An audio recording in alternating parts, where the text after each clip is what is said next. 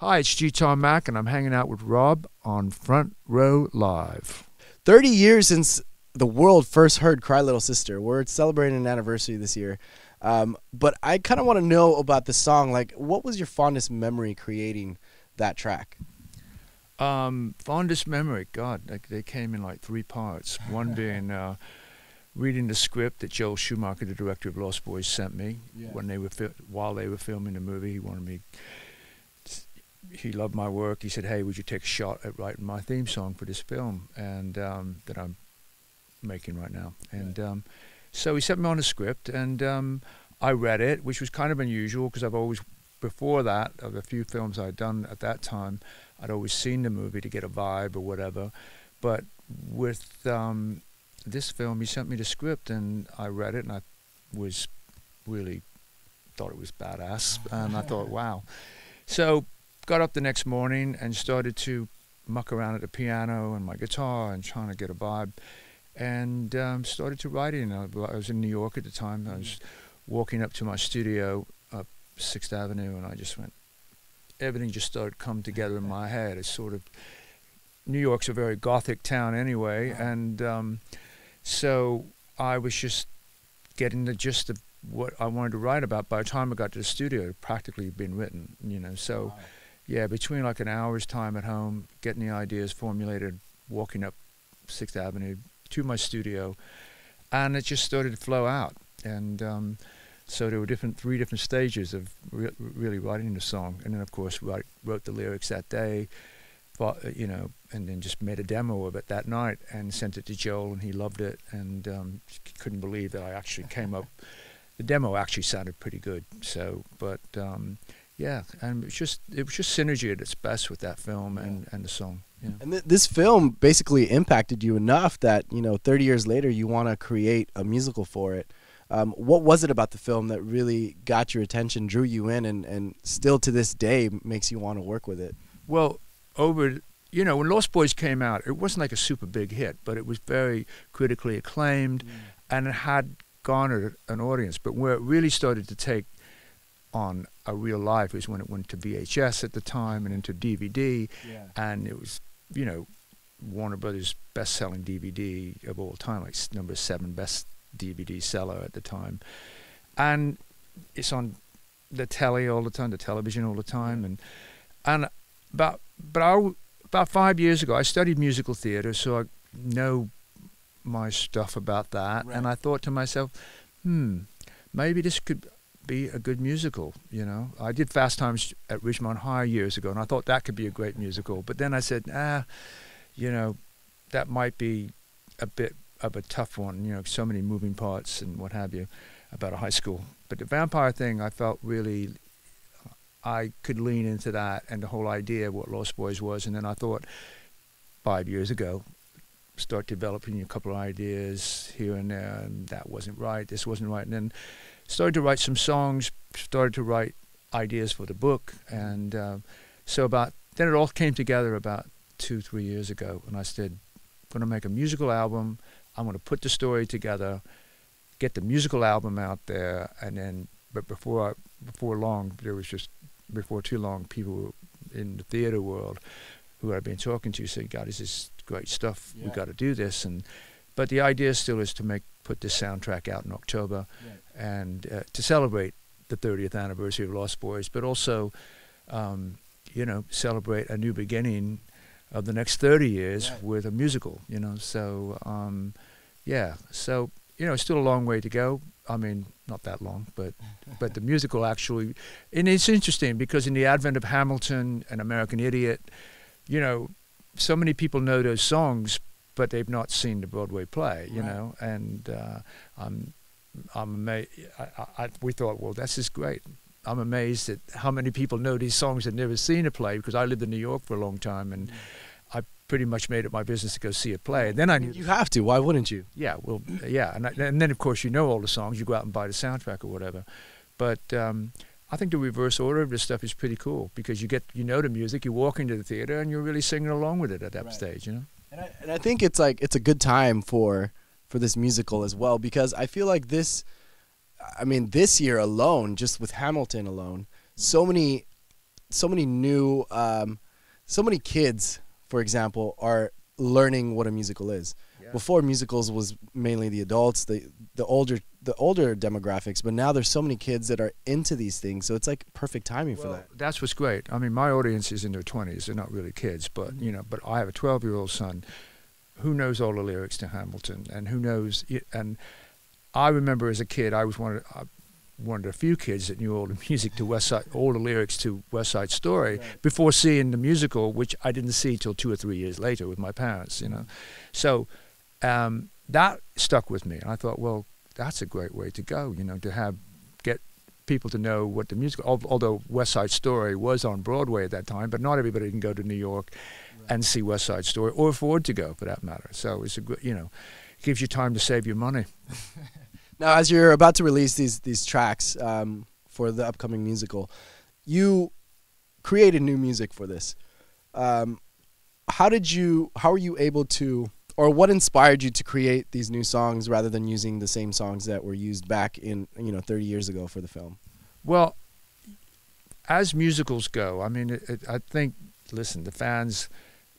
There are certain songs that are on that soundtrack, such as "Lost in the Shadows" by Lou Gramm, and "I Still Believe" that Tim Capella did, the sax guy. And but I thought, obviously, I'm using "Cry Little Sister." I mean, that's the theme from the movie. Right. That you can't do Lost Boys without that. But in the theater, in creating a backstory to all the characters and giving them. You know, in a movie, you don't know what anybody really did, and it didn't matter. That's the way it should have been. Yeah. But in a musical, you want to create a backstory to what David is, where he came from, and how he got to California, and for that matter, all the other vampires, and, you know, Michael and Sam and the mother. And so we've done that, and what I should say, I've done it. I've done that. But so there are songs that need to needed to be created, which I did, to get that dialogue, get the dialogue to song, you know. So, but I mean, there's been some conversations about maybe taking a song or two from what the actual movie did, but it still tells the same story, but you're giving it new life. I have a song called "Sleep All Day, Party All Night," which was never said in the movie, but it was the slogan that they used. And I have "Death by Stereo." I have "Be One of Us," which is what, you know, David says to Michael. But they also take on a whole other life. "Be One of Us" is basically wanting the vampire family to stick together and to be trusted, that we can trust one another. So there's all kinds of interesting ways in which, you know, we look at David being the sort of badass rebel guy. Well, in the play, he's very lonely about being immortal. He doesn't like the idea of living forever. And then you have Laddie, who is, nobody really knows what he is, but in the musical you find out he's 1,000 years old. He's like the Peter Pan character, where he never grew older than 9, you know. So, and there's that lack of wisdom there, and you've got David with a lot of wisdom, and he's lonely and doesn't want to live forever. It's worse than death to him, you know. So I'm giving way too much away here. That's fine. But I'm not giving the ending away. Now, as far as creating this musical, what has that experience been like for you, and what is the behind the scenes? Like, are you working with Schumacher on this musical as well? Is he advising you at all? What's that like? Well, I mean, I sent Joel on all the music pretty recently, and he got back to me 2 or 3 weeks ago, and I was frightened to no end to get that phone call back from him. And I love the man, he's brilliant. And but he gave me his blessing. He said, you know, I mean, quote unquote, he said, "Once Upon," the song, Once Upon, he said, "I can't believe it. First of all, you've outdone yourself, and I can't believe that you created a song as equally as good as Cry Little Sister." And he says, and I love the rest of it as well. He said, you know, your "Sleep All Day, Party All Night" sounds like, you know, One Direction meets Green Day. I'm not, he said, and I said, really? And he said, yeah. He said, you know, but I'm old. And I said, you're not old. He says, I don't, you know, he said, I think it's great. He says, but but you obviously, he says, you obviously know what to do with the musical. I said, well, I hope. Anyway, you know, it's still a long ways away. I mean, it seems like a lot. You'll be here before you know it, but it's so many moving parts to creating this, and there's so many opinions, and there's so many, and I do have a good solidified team of people, but you know, it takes a while to get this stuff right, and there's always changes going on constantly. But I think the story I've come up with and everything and the music, I certainly am proud of it. I think, you know, I'm very tough on myself, and I can actually listen back to this music and go, I wouldn't change it. Wouldn't change that, you know. That's so good. It is, because I'm always going like, oh, that sucks. That's, you know, no, you know.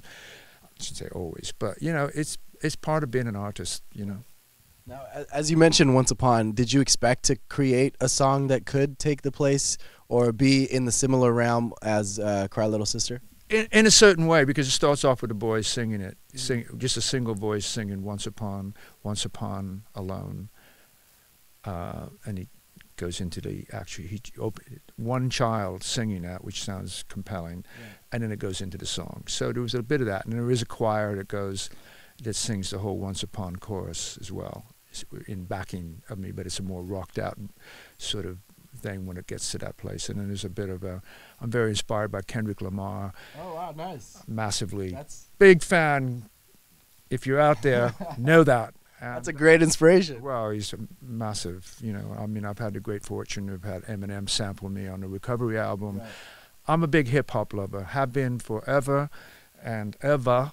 And so, but in the middle of Once Upon, I put this whole Kendrick Lamar-ish kind of thing, where I was kind of goofing around in the studio with my engineer, and he looked at me, he said, that's dope. Are you really doing that? And I'm saying, what do you think? He said, blank, yeah. You should do that. It's definitely going to bring younger audience for sure. Oh, yeah, well, I think the music itself is, you know, my audience when I go out on the road, as I said, is like in your 20s. Yeah. And so we've been playing these songs live, and for people hearing it for the first time and going ballistically nuts over it, it says something. Because when you're trying out material live, people like, it's a bit like, pretty cool. This one is like, yeah. So I mean, that's good to know, you know. Good to see, rather. Now in that Kendrick Lamar section, how can we get Kendrick Lamar to actually be in the section with you? Well, that'd be great. If you're out there, you're welcome to jump in on this and replace me anytime. But yeah, I mean, you know, he's probably the master as far as I'm concerned. I probably listen to him more than any other artist at this stage, you know. I mean, I listen to a lot of different things, obviously, but yeah, I mean, high on the list. High on the list because it's significant, you know, what his rhyme, it's not even just his rhymes, just how he puts it together, and just the music is just mind-blowing. That's incredible. He should do a musical. Hey. He should do the musical with you. Yeah, I would love that. I would love that. Now, as far as the musical goes, where are you at today with the musical? Are you still in the writing process? Like, where are we at? With the soundtrack, yeah, we're at pretty much final mixing stages. We were really supposed to be done by the end of August, but we're implementing dialogue in between the songs, so people get a gist as to what it is, much like what they did with West Side Story back in the day. And so you get a little idea, you know, you get a dialogue between Michael and Star, between the Frog Brothers and Sam, before we go into Frog Bro Hero, which is one of the songs from the musical, which is very comical. And one of the things I must say is that what Lost Boys had was humor and horror mixed, and that's what I did.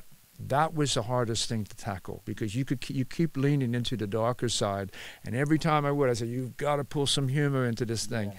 So there's a lot of good humor with the Frog Brothers and Sam, and you know, there's Death by Stereo, which is a great moment where, you know, one of the vampires get blown up in the movie, but it also, in a different way, in the musical, it does happen, but it's got a whole song behind it, you know. So that sounds exciting. I mean, how soon can we maybe expect this musical to happen? Is that something that you're looking at for the upcoming year? Hopefully, I wouldn't say year, but I think sometime in 18 months, a couple of years down. You know, I mean, it's so hard to know, but I can say one thing is that the musical's definitely going to whet the appetite and wet it and wet it and wet it. That's great. Yeah, so I'm pleased with that. And it's not just me. I mean, as I said, performing the songs live and doing all of that is true telling as to how it's been received. Right. And but yeah, I think it's going to be fun. Definitely excited for that. Now, as you are currently promoting the 30-year anniversary, you have an upcoming show in Malibu at the end of the month. Yeah. Can we talk a little bit about the show? What can the fans expect that are coming out? Because I heard that the turnout's pretty good already. Yeah, it's pretty amazing. It's called Street Food Cinema, and they do a few things around this LA area. They did Dirty Dancing a few months or so ago, and it's really well done. So I'm going to be performing before the show the actual movie. That's what they do at Street Food Cinema, hence the name. And it's, you know, massive amounts of people camping out, and it's an all-night Lost Boys camp out. And a Lost Boys Woodstock, if you will.